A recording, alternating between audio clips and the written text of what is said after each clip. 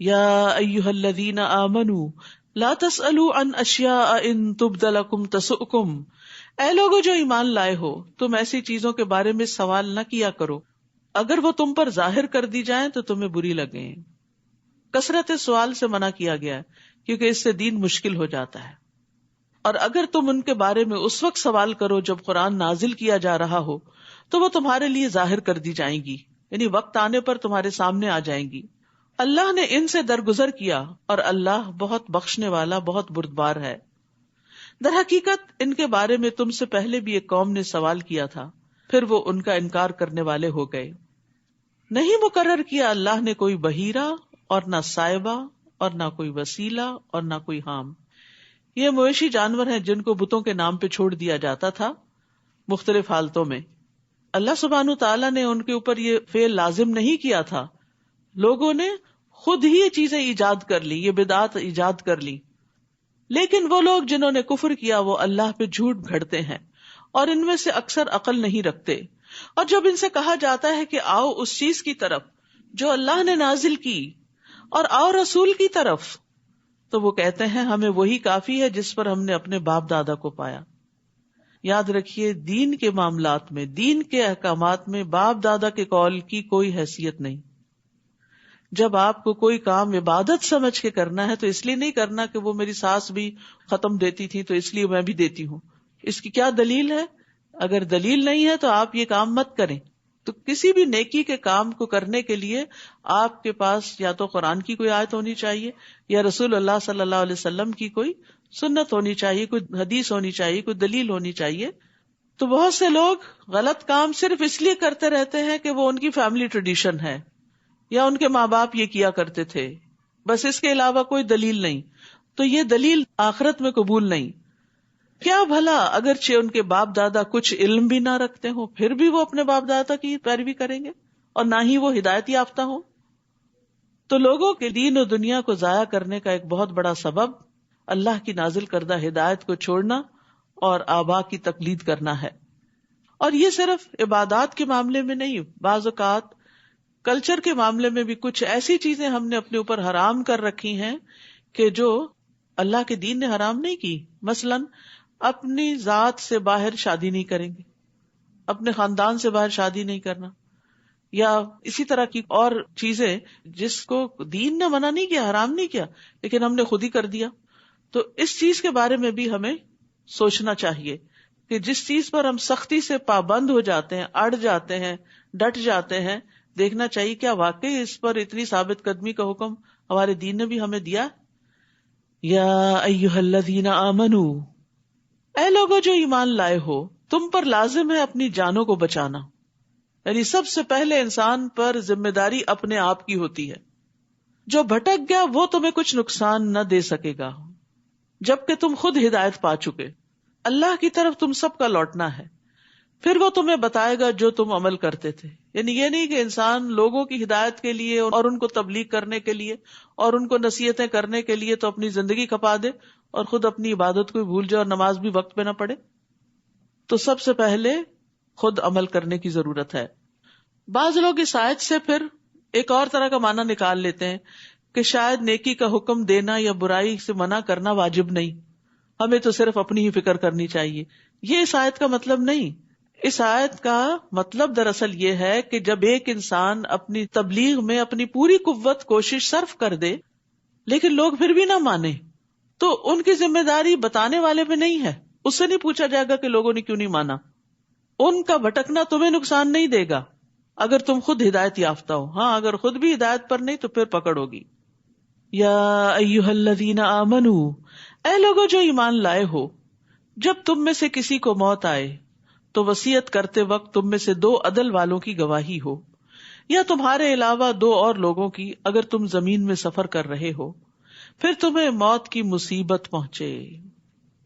موت ایک مصیبت ہے، اسی لیے ہم کسی کے فوت ہونے پر کیا پڑھتے ہیں؟ الذین اذا اصابتہم مصیبۃ قالوا انا للہ و انا الیہ راجعون۔ تو سب سے بڑی مصیبت تو موت ہے، کیونکہ اس کا کوئی آلٹرنیٹ نہیں، نعم البدل نہیں۔ یعنی مال چلا جاتا ہے تو پھر مل جاتا ہے، آپ کا گھر بک گیا تو دوبارہ بھی خرید سکتے ہیں۔ کوئی نیبرز اچھے تھے چلے گئے تو کوئی اس سے اچھے نیبرز آ سکتے ہیں، لیکن اگر کوئی دنیا سے چلا گیا تو واپس نہیں آ سکتا. تو اسی لیے یہاں موت کو مصیبت کہا گیا. لیکن اس سے بڑی مصیبت کیا ہے کہ انسان موت کو یاد نہ کرے، موت کی تیاری نہ کرے، اس میں غور و فکر چھوڑ دے. تو ایک موت ہی نصیحت کرنے کے لیے کافی ہے اگر انسان واقعی اپنی موت کو سنجیدگی کے ساتھ سوچے.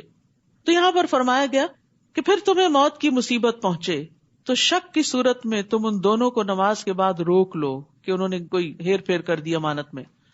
پھر وہ دونوں اللہ کی قسمیں کھائیں کہ ہم اس قسم سے کوئی قیمت نہیں لے رہے اگرچہ وہ رشتہ دار ہوں، اور نہ ہم گواہی کو چھپا رہے ہیں. اگر ہم ایسا کریں تو بے شک تب ہم البتہ گناہگاروں میں سے ہوں گے. تو یہاں وصیت کی اہمیت کے بارے میں بھی پتہ چل رہا ہے کہ اگر انسان سفر پر بھی ہو تو بھی اسے اپنے مال کے بارے میں وصیت کرنی چاہیے. حدیث میں آتا ہے نبی صلی اللہ علیہ وسلم نے فرمایا کسی بھی مسلمان کو لائق نہیں کہ وہ 3 راتیں بھی نہ گزارے مگر اس حال میں کہ اس کی وصیت اس کے پاس لکھی ہوئی. یعنی اگر اس کے پاس کوئی ایسے مال و دولت ہے، ایک تو یہ ہے کہ جو بھی آپ کی ملکیت ہے وہ وارثوں کے اندر تقسیم ہو جاتی، لیکن اگر آپ اپنی زندگی میں کوئی اپنے مال کا حصہ کسی خاص مقصد کے لیے وقف کرنا چاہتے ہیں، کسی مسجد کے لیے، کسی دینی ادارے کے لیے، کسی غریب رشتہ دار کے لیے، کسی مسافر خانے کے لیے، کوئی کنواں کھدوانے کے لیے، کہ آپ کے مرنے کے بعد آپ کے مال میں سے وہ چیز نکال لی جائے اور اس فلاں مد میں دے دی جائے، تو اس کو انسان جلد از جلد لکھ لے اور لکھ کر رکھ لے تاکہ بعد میں پھر وارث سارا مال اپنے میں تقسیم کر لے اور آپ کے لیے کچھ بھی نہ بچے. یعنی آپ کا مال آپ کی زندگی میں آپ کا ہے، مرنے کے بعد آپ کا نہیں ہے. ہاں صرف اتنا حصہ آپ کی مرضی کے مطابق استعمال ہوگا جس کی آپ وصیت کر جائیں گے، لیکن وہ وصیت بھی 1/3 میں ہوتی ہے. یعنی مال کے تیسرے حصے میں آپ کو اجازت ہے کہ آپ اپنی مرضی سے اپنے مرنے کے بعد خرچ کروائیں، لیکن اس سے زیادہ کی نہیں، وہ تو بہرحال وارثوں کو جائے گا ہی. عبداللہ بن عمر رضی اللہ عنہ فرماتے ہیں کہ جب سے میں نے رسول اللہ صلی اللہ علیہ وسلم سے یہ فرمان سنا ہے تو اس وقت سے میری وصیت میرے پاس موجود رہتی ہے، کیونکہ بعد میں کوئی جھگڑا نہ ہو، کوئی کنفیوژن نہ ہو. پھر اگر اس پر اطلاع ہو جائے کہ وہ دونوں یقینی طور پر گناہ کے مرتکب ہوئے ہیں تو وہ 2 قریب ترین دوسرے ان دونوں کی جگہ کھڑے ہوں گے، ان میں سے جس پر حق ثابت ہو گیا. پھر وہ دونوں اللہ کی قسمیں کھائیں کہ ہماری گواہی ان دونوں کی گواہی سے زیادہ سچی ہے اور ہم نے زیادتی نہیں کی. اگر ہم ایسا کریں تو یقیناً تب ہم البتہ ظالموں میں سے ہوں گے. یہ طریقہ زیادہ قریب ہے کہ وہ گواہی کو اس کے اصل رخ پر لائیں یا وہ ڈریں کہ ان کی قسمیں ان کے ورثاء کی قسموں کے بعد رد کر دی جائیں گی. اور اللہ سے ڈرو اور سنو، اور اللہ فاسق قوم کو ہدایت نہیں دیتا. واتقوا اللہ واسمعوا، یعنی تقوی کے ساتھ سننا وہ ہوتا ہے جس میں انسان عمل بھی کرتا ہے، اور اگر نہیں تو پھر ہدایت سے دور نافرمان ہے، اور نافرمان کو پھر ہدایت نہیں ملتی، نیکی کی توفیق نہیں ملتی. جس دن اللہ رسولوں کو جمع کرے گا پھر وہ پوچھے گا تم کیا جواب دیے گئے تھے؟ وہ کہیں گے ہمیں کچھ علم نہیں، بے شک تو ہی غیبوں کا خوب علم رکھنے والا ہے. یعنی اس کا یہ مطلب نہیں کہ رسول انکار کر دیں گے کہ ان کی امتیں جو کچھ کرتی رہی انہیں پتا نہیں. یہ اصل میں اس دن کی ہیبت اور ہولناکی کی وجہ سے. یاد رکھیے آخرت کا دن بڑا سخت دن ہے کہ اس دن رسول بھی گھبرا جائیں گے جنہوں نے زندگی میں کبھی کوئی گناہ نہیں کیا. تو جس شخص کے دل میں اس دن کا ڈر آ جائے پھر اس کی زندگی میں تقویٰ آ جاتا ہے، پھر وہ برائیوں سے بچنے کی فکر کرتا ہے کہ میرا اس دن کیا بنے گا جب سبھی ساتھ چھوڑ جائیں گے، نہ مال کام آئے گا، نہ اولاد، نہ دوست، نہ رشتہ دار، نہ شہرت، نہ نام، کچھ بھی نہیں.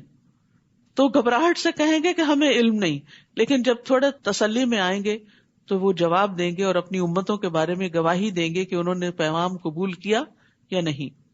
اذ قال اللہ یا عیسی ابن مریم اذکر نعمتی علیک وعلی والدتک، جب اللہ فرمائے گا اے عیسی ابن مریم میری اس نعمت کو یاد کرو جو تم پر اور تمہاری والدہ پر ہوئی جب میں نے روح القدس کے ساتھ تمہاری تائید کی، یعنی جبریل علیہ السلام کے ساتھ تمہاری مدد کی. تم لوگوں سے گہوارے اور ادھیڑ عمر میں کلام کرتے تھے، اور جب میں نے تمہیں کتاب و حکمت اور تورات اور انجیل کی تعلیم دی، اور جب تم میرے اذن سے مٹی سے پرندے کی شکل کی مانند بناتے پھر اس میں پھونک مارتے تو وہ میرے اذن سے پرندہ بن جاتا، اور تم پیدائشی اندھے اور برس والے کو میرے اذن سے اچھا کر دیتے تھے، اور جب تم میرے اذن سے مردوں کو نکالتے تھے اور جب میں نے بنو اسرائیل کو تم سے روکا تھا جب تم ان کے پاس واضح دلائل لے کر آئے تھے، یعنی انہوں نے ان کے قتل کا ارادہ کیا تھا، تو ان میں سے جنہوں نے کفر کیا وہ کہنے لگے تو کھلم کھلا جادو، ہر پیغمبر کی تعلیم کو جادو کہہ کے جھٹلا دیا گیا، اور یہ دراصل لوگوں کا اپنے آپ ہی کو دھوکہ دینا تھا۔ تو اس آیت سے بنیادی طور پر عیسیٰ علیہ السلام کی ربوبیت کا رد کیا جا رہا ہے کہ لوگ ان کو الہ مانے، کیونکہ انہوں نے کیا کہا تھا، میں نے سب کام اللہ کے اذن سے کیے ہیں، تخلیق کے جو کام ہیں وہ اللہ کے اذن سے کیے ہیں۔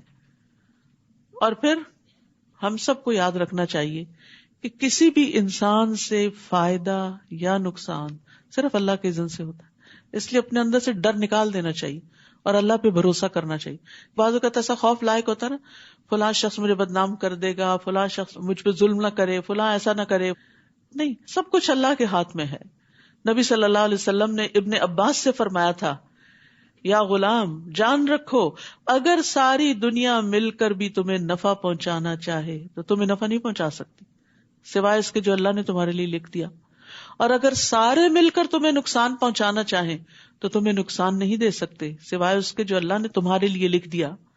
قلم اٹھا لیے گئے اور صحیفے خشک ہو گئے۔ تو اصل قوت، قدرت، طاقت اللہ کے ہاتھ میں ہے۔ تو عیسیٰ علیہ السلام سے جو معجزات سرزد ہوئے جن کا اس آیت میں ذکر ہے، وہ سب کچھ دراصل اللہ کے اذن ہی سے ہوا۔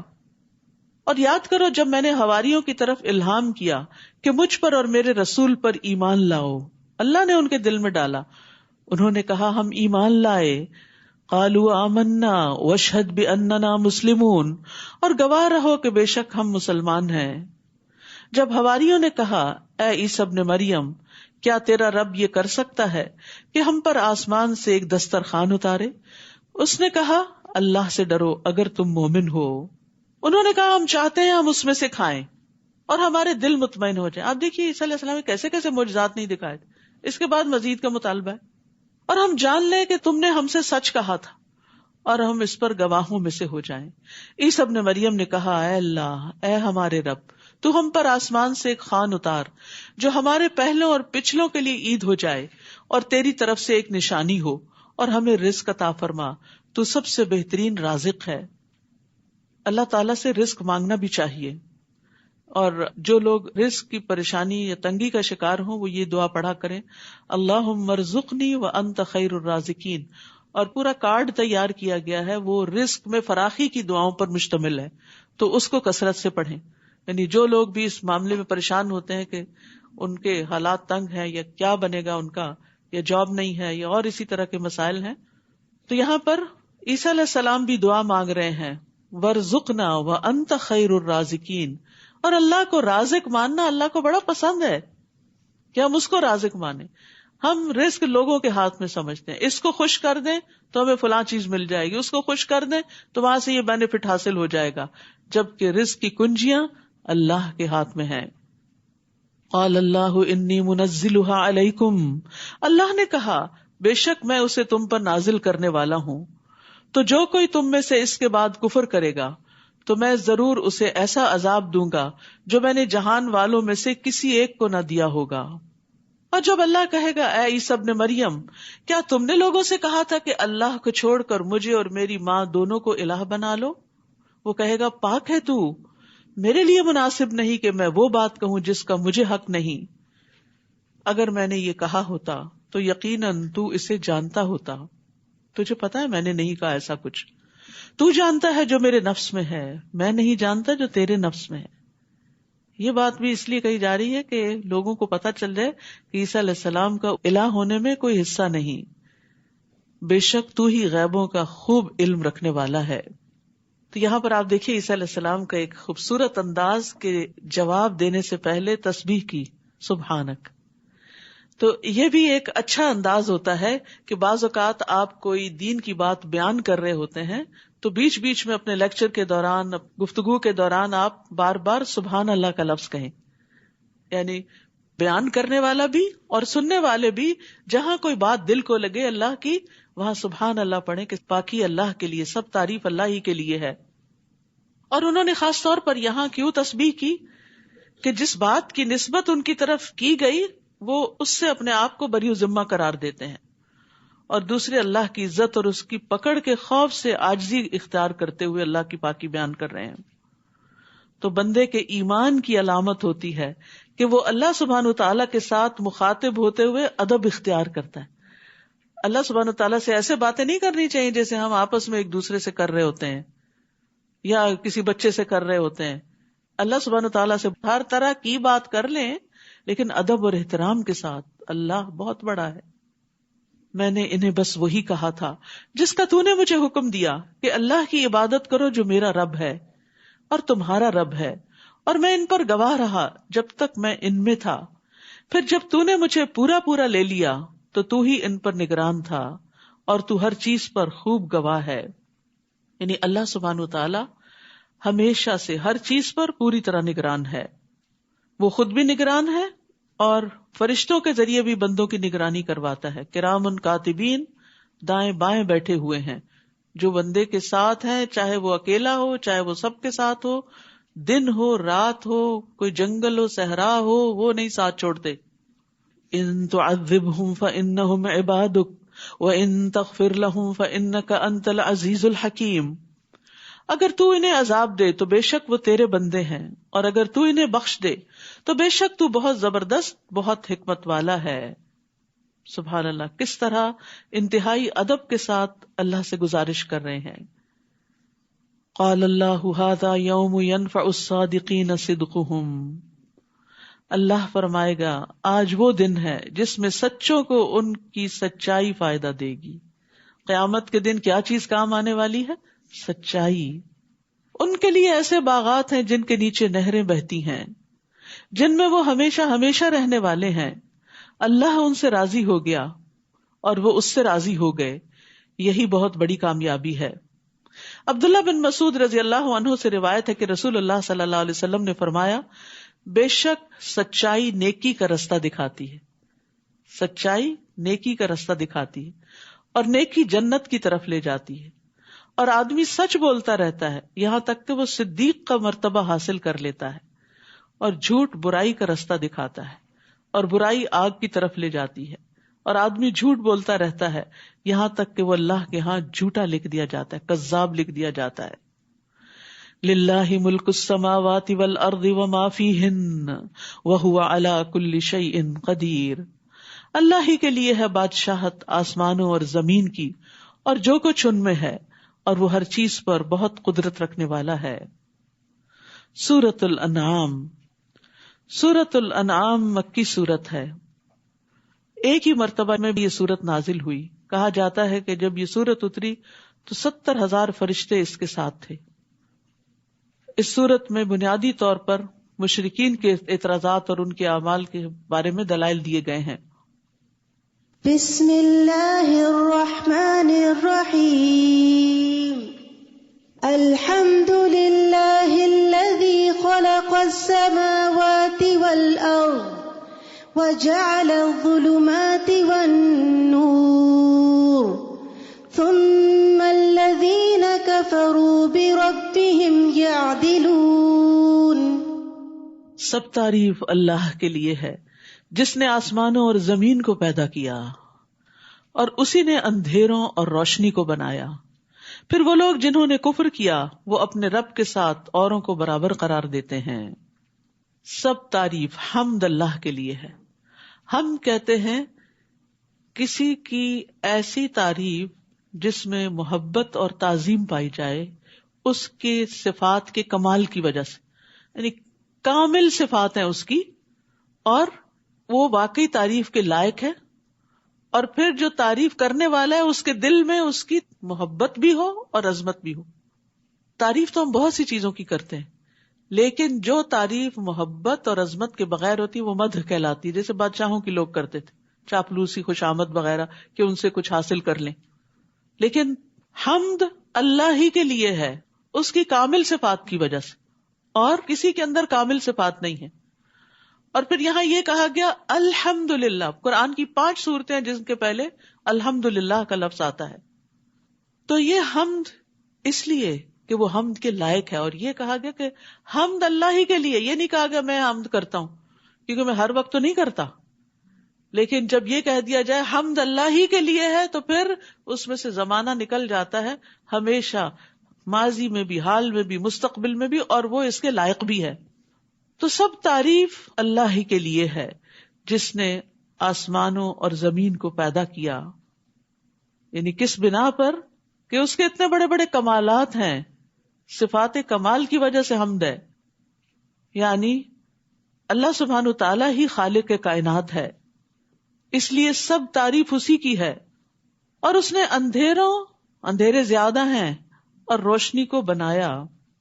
لیکن وہ لوگ جنہوں نے کفر کیا اللہ سے، اور یہاں اللہ کی الوہیت سے، کیونکہ ربوبیت سے تو اہل مکہ بھی انکار نہیں کرتے تھے کہ اللہ ہی رب ہے، لیکن اللہ کو الہ نہیں قرار دیتے تھے، اس کے ساتھ شرک کرتے تھے.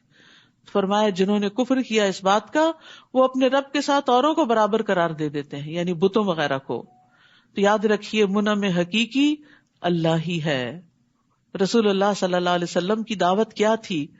آپ نے فرمایا میں اس اللہ کی طرف دعوت دیتا ہوں جو اکیلا ہے. وہ اللہ کہ جب تم پر کوئی مصیبت آتی ہے اور تم اسے پکارتے ہو تو وہ تمہاری مصیبت کو دور کرتا ہے. جب تم کسی بیابان اور جنگل میں راستہ بھول جاؤ اور اس سے دعا کرو تو وہ تمہیں واپس پہنچا دیتا ہے. اور جب تم قحط سالی میں مبتلا ہوتے اور اس سے دعا کرتے ہو تو وہ تمہارے لیے پیداوار ظاہر کر دیتا ہے. تو یاد رکھیے حمد اور شکر اللہ ہی کے لیے ہے جو اکیلا رب ہے، مالک ہے، الہ ہے، عبادت کے لائق ہے. وہی ہے جس نے تمہیں مٹی سے پیدا کیا، پھر اس نے موت کا ایک وقت مقرر کیا، اور قیامت کا وقت بھی مقرر ہے. یعنی ایک جرنی ہے، ایک سفر وہ ہے جو اس دنیا میں تم گزار رہے ہو، اور ایک پھر موت کے بعد، اور ایک پھر موت کے بعد جی اٹھنے کے بعد. پھر بھی تم شک کرتے ہو. وہ اللہ ہی ہے الہ برحق آسمانوں اور زمین میں، یعنی آسمان میں بھی وہی الہ ہے، زمین پر بھی وہی الہ ہے. وہ تمہارے پوشیدہ اور ظاہر کو جانتا ہے، اور وہ جانتا ہے جو کچھ تم کماتے ہو. تمہاری ساری کمائی، کوششیں اور تمہارے اچھے برے عمل سب اس کو پتا ہیں. اور نہیں آتی ان کے پاس ان کے رب کی طرف سے نشانیوں میں سے کوئی نشانی مگر وہ اس سے اعراض کرنے والے ہیں. اعراض کا مطلب ہوتا ہے نشانیوں میں غور و فکر چھوڑ دینا، جبکہ غور و فکر کرنا واجب ہے. کائنات کی نشانیوں میں غور و فکر کرنے سے اللہ کی معرفت حاصل ہوتی ہے، اللہ تعالیٰ سے محبت پیدا ہوتی ہے، اللہ تعالیٰ کی قدرت سامنے آتی ہے، پھر اسی کے آگے جھکنے کو دل چاہتا ہے. تو آسمان اور زمین کے درمیان جو کچھ بھی ہے، ایک ذرے کے اندر چاہے غور فکر کرو یا بہت بڑے آسمان کے بیچ میں، یہ اللہ کی تخلیق کی نشانیوں میں سے ہے جو انسان کو اللہ کی قربت عطا کرتی ہیں. بس تحقیق انہوں نے حق کو جھٹلا دیا جب وہ ان کے پاس آ گیا، بس ان قریب ان کے پاس اس چیز کی خبریں آئیں گی جن کا وہ مذاق اڑاتے تھے. کیا انہوں نے دیکھا نہیں کہ ہم نے ان سے پہلے کتنی ہی قوموں کو ہلاک کر دیا جنہیں ہم نے زمین میں ایسی قوت دے رکھی تھی جو ہم نے تمہیں نہیں دی. یعنی بڑی بڑی قوت والی ترقی یافتہ قومیں اللہ نے تباہ کر دی. اور ہم نے ان پر آسمان سے بہت برسنے والا میਂہ بھیجا، اور ہم نے نہریں بنائی جو ان کے نیچے بہتی تھیں.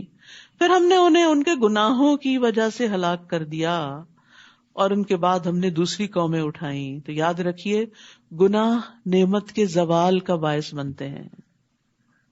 اللہ نے نعمتوں کی فراخی کی، انہوں نے ناقدری کی، ناشکری کی.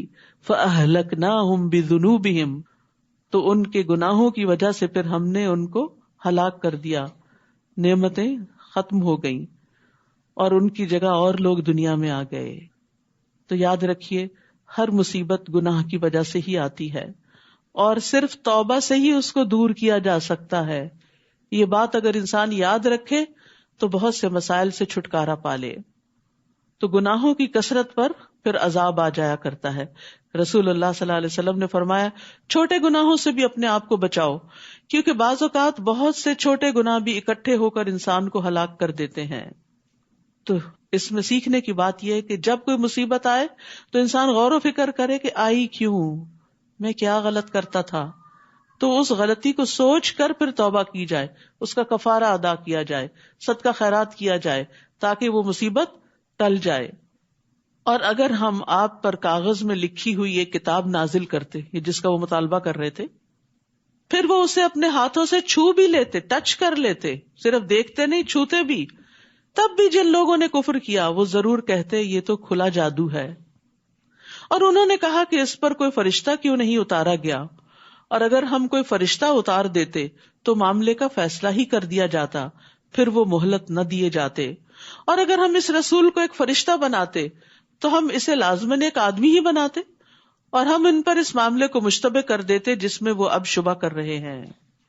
اہل مکہ کہتے تھے کہ انسان کیوں پیغمبر ہے، وہ تو ہم جیسا ہی ہے، کوئی فرشتہ ہونا چاہیے۔ تو اللہ تعالیٰ نے فرمایا اگر فرشتہ اصلی شکل میں آئے تو تمہیں نظر ہی نہ آئے تو پھر کیا فالو کرو گے اس کو، اور اگر انسانی شکل میں آئے تو پھر وہ انسان ہی ہوگا، تو کیا فائدہ ایسا مطالبہ کرنے کا۔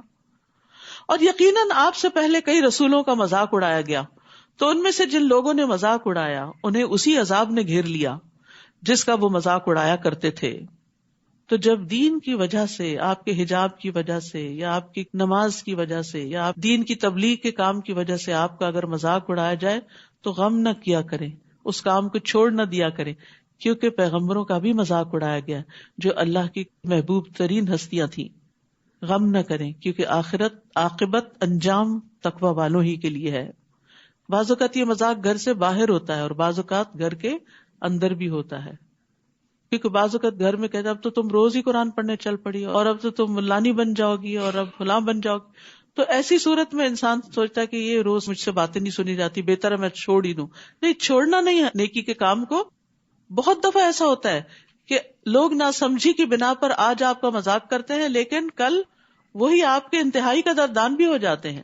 تو یہ اللہ کی طرف سے ایک امتحان ہوتا ہے نا کہ کون شخص کتنا سچا ہے، کتنا مخلص ہے اپنے اس نیکی کے کام میں جو واقعی وہ کہہ رہا ہے کہ میں اللہ کے لیے کر رہا ہوں، کیونکہ جو کام اللہ کے لیے کیا جاتا ہے وہ بندوں کی باتیں بنانے پہ چھوڑ نہیں دیا جاتا، یہ ہماری نیت ہی کا ٹیسٹ ہوتا ہے۔ کہہ دیجئے چلو پھرو زمین میں، پھر دیکھو کیسا ہوا انجام جھٹلانے والوں کا۔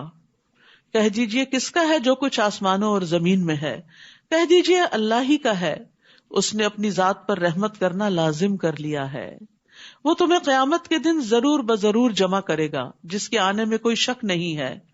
وہ لوگ جنہوں نے اپنے آپ کو خسارے میں ڈالا بس وہ ایمان نہیں لائیں گے، یعنی ان کے سامنے جتنے بھی دلائل آ جائیں وہ نہیں مانیں گے۔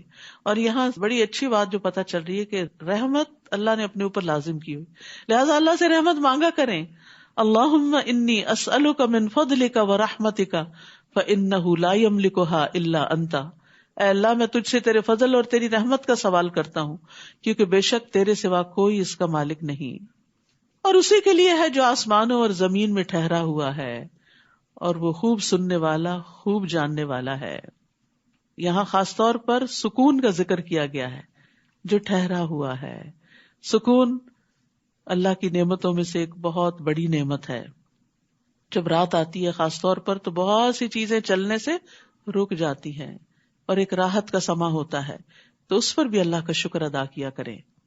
کہہ دیجئے کیا میں اس اللہ کے سوا جو آسمانوں اور زمین کا پیدا کرنے والا ہے کسی اور کو اپنا سرپرست بنا لوں، حالانکہ وہی سب کو کھلاتا ہے اور اسے نہیں کھلایا جاتا۔